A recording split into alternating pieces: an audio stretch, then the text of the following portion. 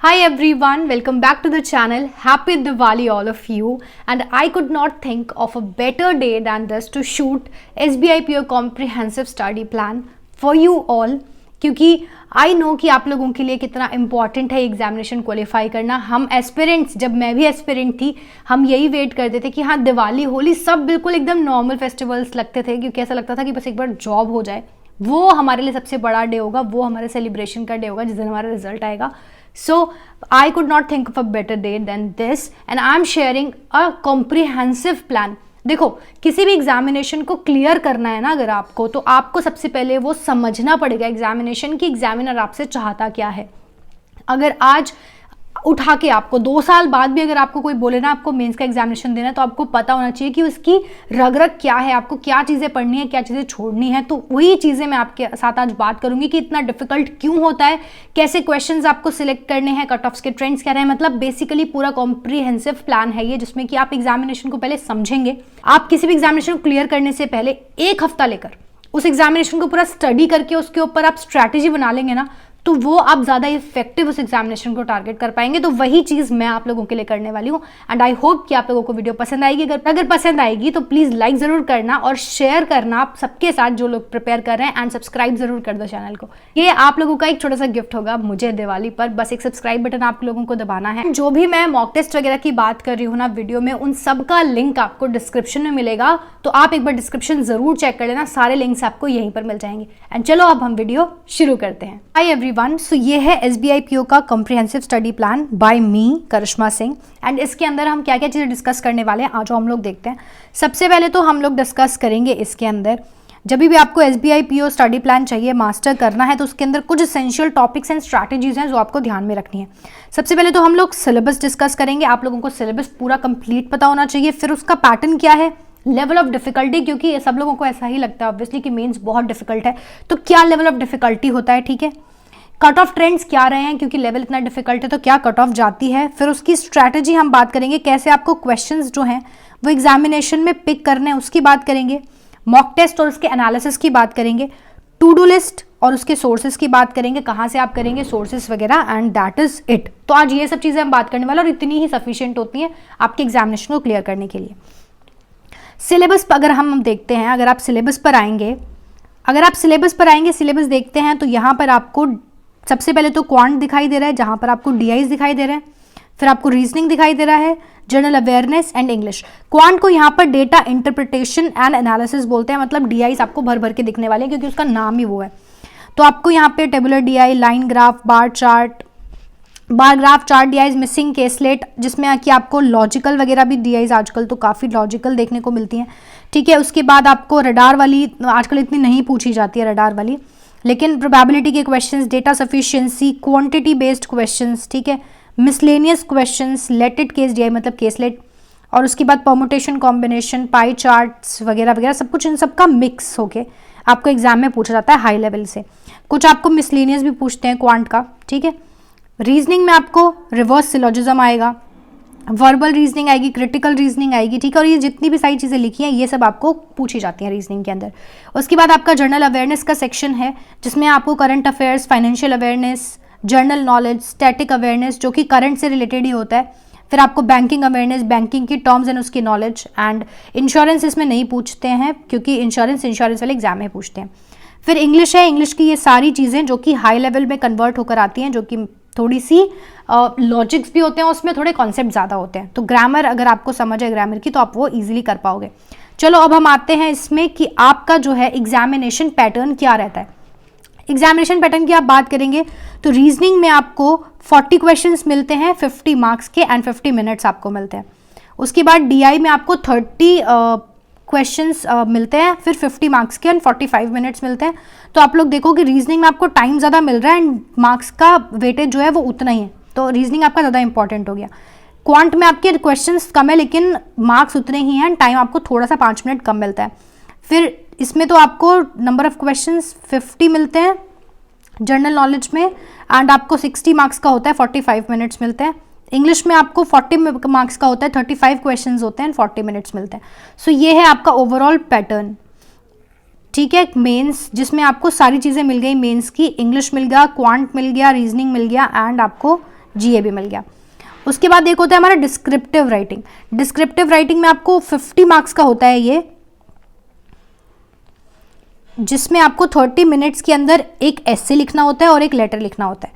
ये सब कुछ डिटेल में हम लोग बात कर लेंगे सारे पूरे वीडियो में, ठीक है। ये सब चीज़ें आई थिंक बहुत बेसिक है, लेकिन एक बार आपको पूरा पता होना चाहिए कि क्या क्या टॉपिक हमारे रहते हैं। फिर आ जाओ अपने लेवल ऑफ डिफिकल्टी के ऊपर। अब ये सबसे इंपॉर्टेंट चीज़ है लेवल ऑफ डिफिकल्टी, क्योंकि मेंस में जो लोग प्रीलिम्स बहुत सारे लोग निकालते हैं, पर मेंस उतने लोग क्यों नहीं निकाल पाते, और हर बार ऐसा होता है कि वो लोग प्रीलिम्स निकाल रहे हैं बट मेंस नहीं निकाल रहे, क्योंकि लेवल ऑफ डिफिकल्टी बहुत ज़्यादा बढ़ जाता है। आप लेवल ऑफ डिफिकल्टी इस बात से समझ सकते हो कि कट ऑफ क्या जाती है और लोगों के अटेम्प्ट्स कितने कम रहते हैं। कई बार होता है कि 0 जो सेक्शनल कट ऑफ्स हैं वो भी जाती हैं। इवन तो SBI PO में कोई सेक्शनल कट ऑफ नहीं है, लेकिन फिर भी अगर आप बाकी सेक्शंस बाकी एग्जामिनेशंस में देखते हैं जिनका मोर और लेस सिमिलर तरह का पैटर्न होता है एंड लेवल भी सेम होता है, आप लोग वहाँ देखोगे कि कट ऑफ 0 या माइनस में भी बहुत बार एग्जामिनेशंस में गई है एंड 1, 2, 3, 4 तक ही कट ऑफ रहती है ज़्यादातर टॉपिक्स की। तो फिर आप समझ सकते हो इससे कि लेवल कितना डिफिकल्ट है। लेवल ऑफ डिफिकल्टी की अगर हम यहाँ पर बात करते हैं, तो जब आप मेंस एग्जामिनेशन खुद दोगे तभी आपको समझ आएगा कि एक्चुअल में लेवल ऑफ डिफिकल्टी क्या है। लेकिन फिर भी अगर आपको समझना है कि लेवल ऑफ डिफिकल्टी क्या होती है, तो आप कोई भी एक मॉक टेस्ट दीजिए। मैंने आपको डिस्क्रिप्शन के अंदर लिंक प्रोवाइड किया है एक मॉक टेस्ट का, आप वो फ्री मॉक टेस्ट जाकर एक बार दीजिए, ठीक है। बहुत सारे मेमोरी बेस्ड मॉक टेस्ट भी होते हैं, आप वो मेमोरी बेस्ड मॉक टेस्ट दीजिए तो आपको समझ आएगा कि क्या एग्जामिनेशन में पूछा जाता है, ठीक है। तो लिंक आपको डिस्क्रिप्शन में मिल जाएगा, जाके आप चेकआउट कर सकते हैं। और उसके बाद आपको मॉक टेस्ट की क्या इंपॉर्टेंस है ये मैं वीडियो में आगे बताऊंगी। और अगर आपको मेमोरी बेस्ड पेपर्स देखने हैं ना, तो यशराज सिंह चौहान सर हैं, वो पूरा एग्जैक्ट मेमोरी बेस्ड पेपर करवाते हैं, ठीक है। मतलब वो बिल्कुल आप मान लो कि 90% सिमिलर होता है। And similarly Harshal Agarwal sir हैं, जो भी अपने चैनल पर मेमोरी बेस्ड काफ़ी अच्छा करवाते हैं, उनका भी काफ़ी सिमिलर होता है। तो आप वो चीज़ें वहाँ से देख सकते हैं। ज़रूरी नहीं है कि आपको 2023 का ही देखना है, जो IBPS PO का अगर हुआ है या और कोई एग्जामिनेशन हुआ है RRB के, आप पिछले वाले SBI PO के IBPS PO के भी देख सकते हैं, जो कि लर्निंग कैप्सूल्स यूट्यूब चैनल है, लर्निंग कैप्सूल्स वहाँ पर आपको मिल जाएंगे, ठीक है। तो ये हो गई लेवल ऑफ डिफिकल्टी की बात, और आप कहाँ से देखेंगे एंड कैसे करेंगे। चलो अब लेवल ऑफ डिफिकल्टी अगर आपको समझना ही है तो लेवल ऑफ डिफिकल्टी आप समझो। मैं आपको कुछ क्वेश्चंस दिखाती हूँ, उस क्वेश्चन से आपको पता चलेगा कि लेवल ऑफ डिफिकल्टी क्या है। ये देखो कुछ प्रीवियस ईयर के क्वेश्चन पेपर्स मैंने लिए हैं रीजनिंग के। ये एक मशीन इनपुट आउटपुट का क्वेश्चन है। आप लोग सब ये वीडियो खत्म होने के बाद, पहले वीडियो पूरी देख लो, उसके बाद वीडियो खत्म होने के बाद आप ये कोशिश करके देखना, प्रैक्टिस करना कि आपसे कितना बनता है कितना नहीं बनता है। और ये एक है जो इसी बार पूछा गया है एग्जामिनेशन में, ठीक है। तो वो भी आपके लिए मैं लेकर आई हूँ। नेक्स्ट अगर हम देखते हैं इंग्लिश का मेमोरी बेस्ड, तो ये जो क्वेश्चन है इंग्लिश इस बार ही पूछा गया है, ये मेमोरी बेस्ड है। तो आप एक बार इस क्वेश्चन को देखना और कोशिश करना इसको सॉल्व करने की। फिर नेक्स्ट हम आते हैं क्वांट के मेमोरी बेस्ड हैं ये, तो आप ये वाला एक क्वेश्चन देखना। एंड मैं आपको एक और क्वांट का मेमोरी बेस्ड दिखा रही हूँ यहाँ पर, एक ये वाला क्वेश्चन है क्वांट का मेमोरी बेस्ड, आप इसको भी करने की कोशिश करना। एंड जो भी फिर आप सॉल्व करोगे तो आपको खुद समझ में आएगा कि इसका लेवल ऑफ डिफिकल्टी एग्जामिनेशन का एक्चुअली क्या रहता है। कई बार ऐसा होता है कि न्यू पैटर्न के इतने सारे क्वेश्चन दिए होते हैं ना, न्यू पैटर्न होता है हमारे पास, वो इतने डिफिकल्ट नहीं होते। क्वेश्चंस दिखने में बहुत ज़्यादा हमें डिफिकल्ट दिख सकता है, और क्योंकि न्यू पैटर्न है तो थोड़ा सा डिफरेंट होगा, लेकिन जब आप उसको करने बैठोगे तो वो लॉजिक्स के हिसाब से बहुत इजीली हो जाता है, ठीक है। तो ये इसका एग्जाम्पल ये वाला क्वेश्चन है, आप इस वाले क्वेश्चन को देखो और उसके बाद आपको पता चल जाएगा कि हाँ एक्चुअली पेपर कैसा आता है। उसके बाद अब हम आ जाते हैं अपने SBI PO के कट ऑफ के एनालिसिस पर। अगर आप कट ऑफ के ट्रेंड देखते हो तो आप ये वाली कट ऑफ के ट्रेंड रहे हैं 2022 में, 21 में, 20 में, 19 में। 19 में कट ऑफ ज़्यादा आपको इसलिए दिख रही है क्योंकि यहाँ पर पेपर जो है वो ईजी आया था, ठीक है। उसके बाद आप यहाँ पर 2022 की कट ऑफ देख सकते हो, जनरल के लिए है, और आउट ऑफ 250 है ये वाली, है ना, 250 से आप ये देख रहे हो। एंड ये चार्ट का है, एंड इस तरह से आप टेबल में भी देख सकते हो इनके क्या कंपैरिजन्स रहे हैं। तो लेवल इतना डिफिकल्ट होता है कि आप देखो कि 250 में से 78.56 कट ऑफ जा रही है, 94.85 मतलब 100 भी क्रॉस नहीं कर पा रही है। तो इतना लेवल आपका डिफिकल्ट आता है, उस हिसाब से आपको प्रैक्टिस भी करनी है। उसके बाद अब हम आ जाते हैं अपनी स्ट्रैटेजीज पर कि आपको अपनी स्ट्रैटेजीज कैसे मेंटेन करनी है ताकि आप ये कट ऑफ्स को मीट कर पाओ। सबसे पहली बारी आती है आपकी रीजनिंग की। अब आपको रीजनिंग में कैसे करना है, सबसे पहले तो आप लोग रीजनिंग में जब भी आप क्वेश्चंस, मैं एग्जामिनेशन की बात करूं, जब आप एग्जामिनेशन में जाओगे कभी भी आपको मेंस में पजल्स नहीं पिक करनी है। अब बहुत सारे लोग ऐसा बोलेंगे कि मैम जो इस बार IBPS PO का एग्जामिनेशन हुआ उसमें तो आया ही नहीं और कुछ हमें पजल्स ही करनी थी।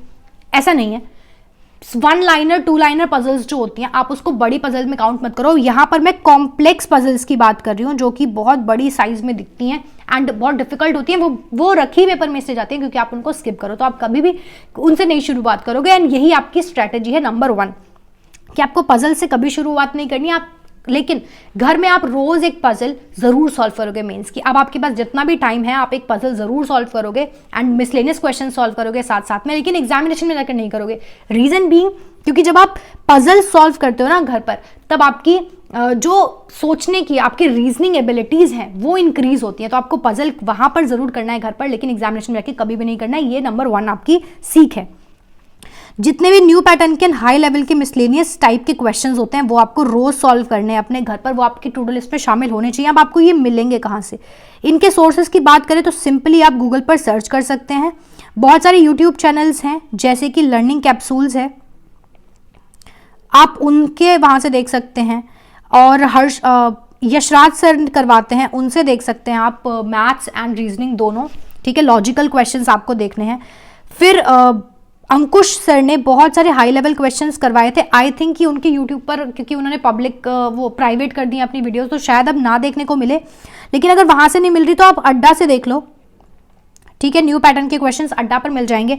वर्चुअस नाम का एक यूट्यूब चैनल है, आप वर्चुअस से देखो। अब मैं आपसे बात करूंगी क्रिटिकल रीजनिंग के ऊपर, एंड क्योंकि क्रिटिकल रीजनिंग बहुत ही ज्यादा इंपॉर्टेंट टॉपिक है। अगर आप देखते हो इस बार क्या हुआ, इस बार एग्जामिनेशन में सिर्फ मिसलेनियस क्वेश्चंस आपको दिखे ही नहीं, पजल्स दिख रही हैं आपको 1 लाइनर 2 लाइनर और बड़ी बड़ी पजल्स दिख रही हैं आपको, मिसलेनियस क्वेश्चंस पर मिले नहीं एग्जाम में।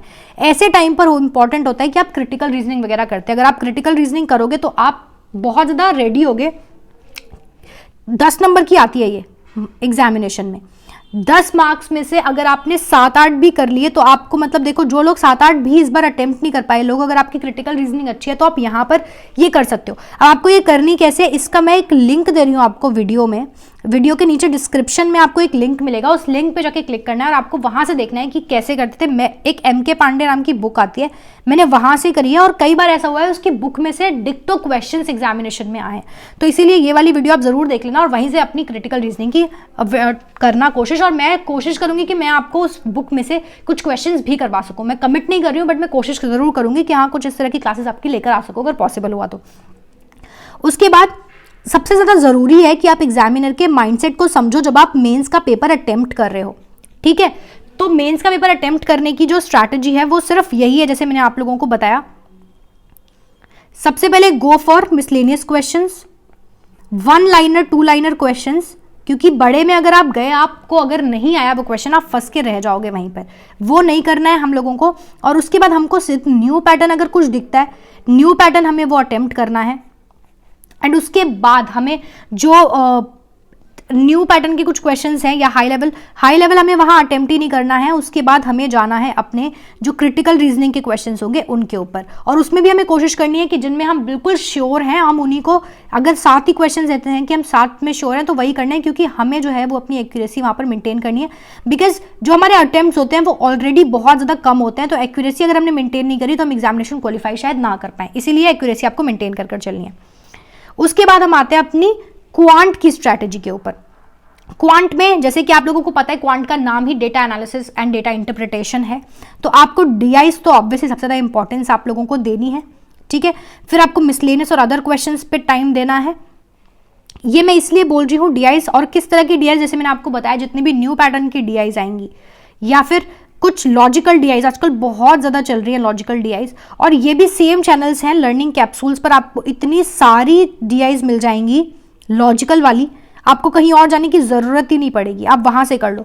वरना आशीष अरोड़ा सर भी करवाते हैं बहुत अच्छी, बट अगेन उनके यूट्यूब पर फ्री में आप लोगों को नहीं मिलेंगी अभी, बिकॉज वही कुछ उनका जो इशू चल रहा है, तो इसीलिए उनके चैनल पर भी आपको नहीं मिलेंगी। बट स्टडीफाइड नाम का चैनल है, बाद में कभी जब सब कुछ चीज़ें सॉल्व हो जाए शायद, तब आप लोग देख लेना, वहाँ पर मिल जाएंगी।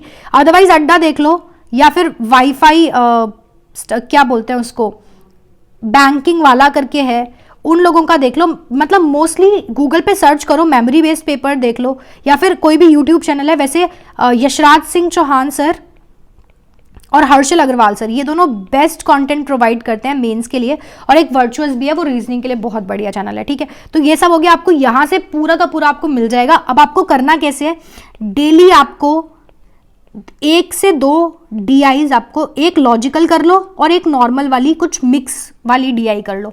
ठीक है, हाई लेवल की। कहां से करोगे, मॉक टेस्ट का जो लिंक दिया है ना मैंने, उस मॉक टेस्ट में आपको बहुत सारी इस तरह की DIs मिलेंगी, वो वहां से मॉक टेस्ट से कर लो। मेंस के मॉक टेस्ट की इंपॉर्टेंस ही समझना। अब बहुत से लोग बोलते हैं कि मेंस का मॉक टेस्ट तो इतना लंबी सिटिंग का होता है, हमें देना या नहीं देना। मेंस का मॉक टेस्ट इसीलिए इतना जरूरी है देना क्योंकि वहां से आपको हाई लेवल के सारे क्वेश्चंस मिल जाते हैं, जो आपको कहीं और क्वेश्चंस नहीं मिलेंगे ना, वो आपको मॉक के अंदर मिलेंगे मेंस के। इसीलिए मॉक आपको नहीं भी देना है ना, तो सबमिट कर दो, और सबमिट करने के बाद उन सारे क्वेश्चंस को सॉल्व करो। आपका पूरा वीक का टाइम, आपका जो वो है ना, आपका पूरे वीक का कंटेंट वो निकल आएगा वहां से। इसीलिए मेंस बहुत इंपॉर्टेंट है मॉक देना। अब बहुत सारे लोग ऐसा भी बोलेंगे कि अरिथमेटिक क्यों करना है मैडम, क्योंकि अरिथमेटिक तो इस बार जो है एग्जामिनेशन में हमने देखा कि IBPS PO इतना अनकन्वेंशनल एग्जामिनेशन आया कि उसमें IBPS PO के एग्जामिनेशन में मेंस के अंदर अरिथमेटिक आया ही नहीं, और जो भी आए वो कौन से थे, वो मेंसुरेशन वगैरह के क्वेश्चंस थे, तो वो तो हमने वैसे भी नहीं पढ़े थे। लेकिन ज़रूरी नहीं है कि अगर IBPS ने नहीं पूछा तो SBI नहीं पूछेगा या RBI नहीं पूछेगा अपने असिस्टेंट के एग्जामिनेशन में, ये ज़रूरी नहीं है। इसीलिए आपको क्वांट को बहुत ज़्यादा इंपॉर्टेंस देनी है, इसीलिए आपको अरिथमेटिक को बहुत ज़्यादा इंपॉर्टेंस देनी है, क्योंकि अरिथमेटिक में से एंड क्वांटिटी बेस्ड, मान लो कि अरिथमेटिक डायरेक्टली नहीं पूछा लेकिन डेटा सफिशिएंसी पूछ लिया, क्वांटिटी बेस्ड क्वेश्चंस पूछ लिए, वो भी तो अरिथमेटिक पर ही है ना। तो अरिथमेटिक को आपको बिल्कुल भी लाइटली नहीं लेना, अरिथमेटिक आपको करना ही है। और जैसे अरिथमेटिक के लिए मैं आप लोगों को बोलती हूँ कि आपको जो टाइम एंड वर्क है, टाइम स्पीड एंड डिस्टेंस है, पोर्ट एंड स्ट्रीम है, प्रॉफिट एंड लॉस है, पार्टनरशिप है, ये सारे क्वेश्चंस आपको बहुत ज़्यादा इंपॉर्टेंस देकर करने हैं, क्योंकि इनसे ज़्यादा चांसेस होते हैं कि आप लोगों के क्वेश्चंस बनेंगे। फिर प्रोबेबिलिटी से कोई ना कोई DI क्वेश्चन आता ही है, वो कर लो। तो इस तरह से आपका क्वांट जो है वो सॉर्ट हो जाएगा। डेली करना है आपको, मिसलेनियस डेली करना है, DIs डेली करने हैं, ऐसे ऐसे करके आपका क्वांट सॉर्ट हो जाएगा। उसके बाद हम आते हैं अपनी इंग्लिश की स्ट्रैटेजी पर। इंग्लिश की स्ट्रैटेजी देखो बहुत सिंपल है, सबसे इंपॉर्टेंट है RCs, क्योंकि 4 से 5 RCs आपके पूछे ही पूछे जाएंगे, तो इसीलिए आपके RCs बहुत ज़्यादा ज़रूरी है। वो आप कैसे करोगे, डेली रीडिंग से होगा। जब आप डेली, अब मैं आपको बोलूँगी कि न्यूज़पेपर रीड करो, पहले मैं हमेशा आपको बोलती हूँ जो भी हो वो रीड कर लो, लेकिन मेंस के लिए आप कोशिश करो कि एडिटोरियल्स रीड करो, उससे आपकी जो अंडरस्टैंडिंग है, जो आपका कॉम्प्रीहेंशन है, समझने की शक्ति है, वो बहुत ज़्यादा बढ़ेगी। और उसके बाद आप RCs सॉल्व करो। कहाँ से मिलेंगे, अगेन मॉक टेस्ट से मिलेंगे ये RCs। मॉक टेस्ट के अलावा कोई और बेटर सोर्स नहीं है RCs करने के लिए। Sectional test, mock test, mains के, वो सारे कर दो। ग्रामर एंड उसके इंपॉर्टेंस, ग्रामर बहुत जरूरी है करनी, क्योंकि अगर आपने ग्रामर नहीं करी तो बाकी जितने मिसलेनियस टाइप के क्वेश्चंस आएंगे, क्लोज टेस्ट आएंगे, न्यू पैटर्न क्वेश्चंस आएंगे, वो सब आप नहीं कर पाओगे।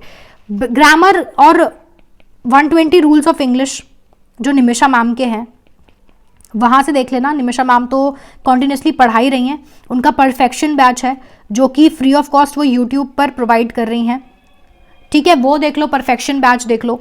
एंड उनकी जितनी भी एरर डिटेक्शन वाली क्लासेस हैं वो तो बिल्कुल भी आप लोगों को मिस नहीं करनी। एरर डिटेक्शन आपको सारा देखना है।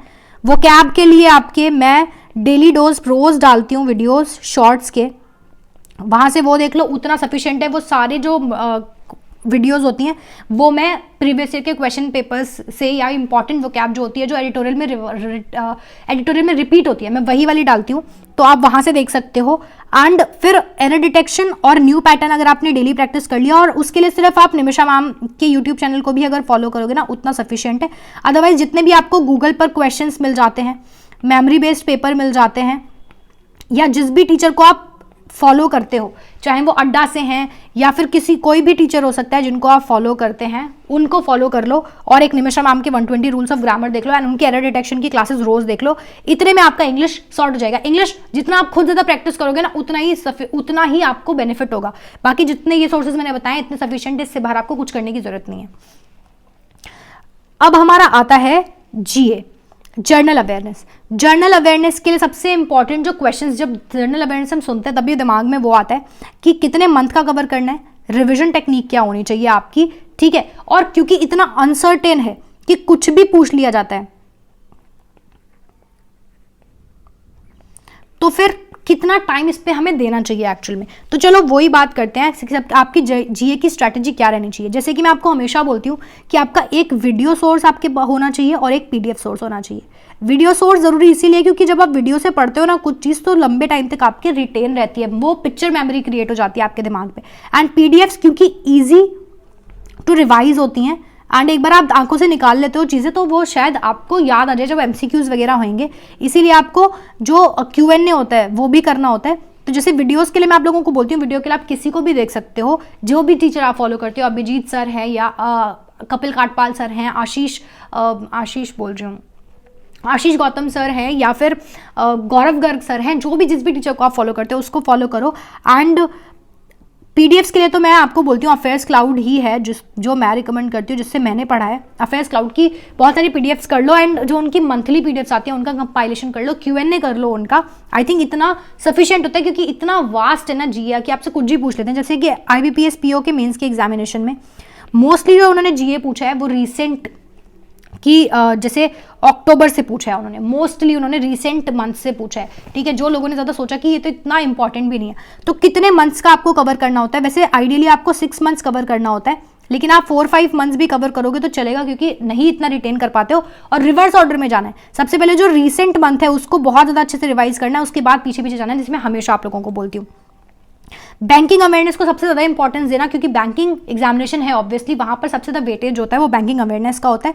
फिर जितने भी ग्रांट्स मिलते हैं हमारे देश को मिले हैं, ठीक है, या हमने किसी कंट्री को अगर कुछ दिया है, एमओयू साइन किए हैं, रिसेंटली विजिट हुई है कोई प्राइम मिनिस्टर की, इंडेक्स आया जिसमें इंडिया की आजकल ऐसा पूछते हैं कि इंडिया की पूछते नहीं है, बोलते हैं 5th नंबर पे कौन था वो बता दो, ऐसा कुछ भी एकदम रैंडम पूछते हैं। तो अगर कुछ भी पूछ लिया तो ऑब्वियसली जरूरी नहीं है कि आपको वो याद होगा, लेकिन हाँ कोई मेजर इंडेक्सेस हैं उसके टॉप 5 आप याद करके रख लो, लास्ट कौन आया वो याद कर लो, इंडिया की जो नेबरिंग कंट्रीज है उनकी क्या रैंक आई है, ये सब चीजें थोड़ा सा वास्ट हो गया है, थोड़ा बड़ा आपको सोचना पड़ेगा, तो ये चीजें आप कर लो। स्पोर्ट्स न्यूज भी काफी इंपॉर्टेंट होती है, अगर कोई स्पोर्ट्स इंडिया से अगर किसी ने जीता है तो ऑब्वियसली वो तो बहुत ही ज़्यादा इंपॉर्टेंट हो जाता है। तो ये कुछ चीज़ें हैं जो बहुत इंपॉर्टेंट होती हैं एग्जामिनेशन पॉइंट ऑफ व्यू से, जो मोस्टली ऐसे डेटा नहीं पूछा जाता, लेकिन हाँ अगर कोई फिगर है कि इतना अमाउंट कहीं किसी को दिया गया या हमने किसी नेपाल को दिया मान लो, या फिर किसी बैंक ने हमें दिया है, इंटरनेशनल बैंक ने, तो वो सब चीज़ें थोड़ी याद करने की होती हैं।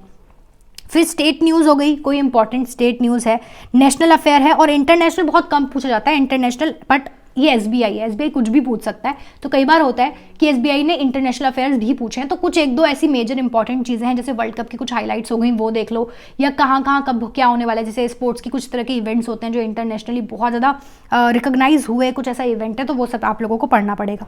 बुक्स, ऑबिचरीज, अवार्ड्स और इस तरह के जितने भी ये स्टैटिक लिखा है मैंने, स्टैटिक जितनी भी चीज़ें हैं वो आप पढ़ लो तो उतना सफिशिएंट होगा।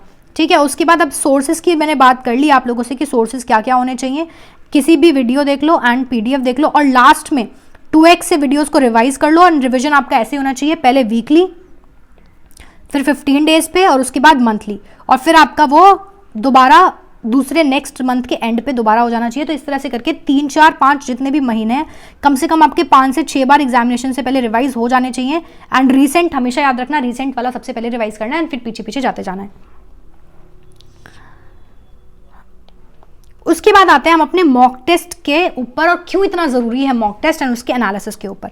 सबसे पहले इंपॉर्टेंस मॉक टेस्ट की, मेंस का पेपर इतना डिफिकल्ट आता है ना कि अगर आपने पहले से उसके लिए प्रिपेयर नहीं किया, अगर आपने वो सिटिंग की आदत नहीं डाली है 3 घंटे, मैंने इस तरह की बहुत सारी वीडियोस देखी, आप लोग देखना आईबीपीएस पीओ के, देखो मुझे तो जरूरत भी नहीं आईबीपीएस पीओ के एनालिसिस देखने की, लेकिन फिर भी मैं लोगों के एनालिसिस देखती हूँ, क्योंकि उससे पता चलता है कि लोग क्या गलतियां कर रहे हैं एग्जामिनेशन में और हम उन गलतियों से कैसे बच सकते हैं। इसलिए मैं हमेशा आपको बोलती हूँ कि कोई भी एग्जामिनेशन का एनालिसिस है या फिर इंटरव्यू का एनालिसिस है, आप जरूर देखो, उनसे आपको उनकी मिस्टेक्स पता चलती है और आप उन मिस्टेक्स को आगे ना करो, ये आपको उससे बेनिफिट मिलता है। तो मैंने लोगों से सुना कि 3 घंटे की सिटिंग वो लोग नहीं दे पा रहे थे, उनको आदत नहीं है इतनी देर बैठने की, इसलिए वो कॉन्सेंट्रेट नहीं कर पाते थे, लास्ट सेक्शन तक आते आते वो अच्छा परफॉर्म ही नहीं कर पाए। इसीलिए मेंस इतना इंपॉर्टेंट है, क्योंकि मेंस में ना तो सिर्फ डिफिकल्टी इतनी ज़्यादा है, वहाँ पर आपका पेशेंस भी टेस्ट हो रहा है, वहाँ पे आपका जो हार्डवर्क जो आपने पुट इन किया है ना, उसके साथ साथ आपकी जो बैठने की क्षमता है, जो आप इतना कॉन्सेंट्रेट कर पाते हो, उस कॉन्सेंट्रेशन से कितना कॉम्प्रीहेंड कर पाते हैं और उसको अपने पेपर में इंप्लीमेंट कर पाते हो, वो सब चीज़ें आपकी नोटिस होती हैं। इसीलिए बहुत ज़्यादा ज़रूरी है कि आप मॉक टेस्ट मेंस के ज़रूर दो। लिंक मैंने आपको डिस्क्रिप्शन में दिया है, लिंक आपके साथ मैंने डिस्क्रिप्शन में शेयर किया है फ्री मॉक टेस्ट का, जाकर वो देना। मतलब आपको बिल्कुल रेलेवेंट चीजें मिलेंगी, ऐसा कुछ अनाप शनाप चीजें नहीं मिलेंगी कि कुछ भी पूछ रहे हैं। तो एक बार जरूर वो मॉक टेस्ट आप देकर देखना। मॉक टेस्ट चूज कैसे करना होता है, देखो फ्री मॉक टेस्ट हर कोई प्लेटफॉर्म जो है वो प्रोवाइड कर रहा होता है। आप जहां जहां से आपको मिलता है फ्री का, तो आपको हर जगह से देना है। फ्री का मॉक टेस्ट जो आपको लगे कि हाँ ये रेलेवेंट दिख रहा है, मेमोरी बेस्ड पेपर्स दो और उससे रिजेंबल करता हुआ जो भी आपको मिलता है और जो आपके टीचर्स आपको सजेस्ट कर रहे हैं या फिर जो आपको लगता है कि हाँ इन्होंने इन चीजों से पढ़ा। जैसे कि मैंने प्रैक्टिस मॉक से बहुत, मतलब सारी मेरी प्रिपरेशन जो है वो प्रैक्टिस मॉक से ही हुई है मेजरली।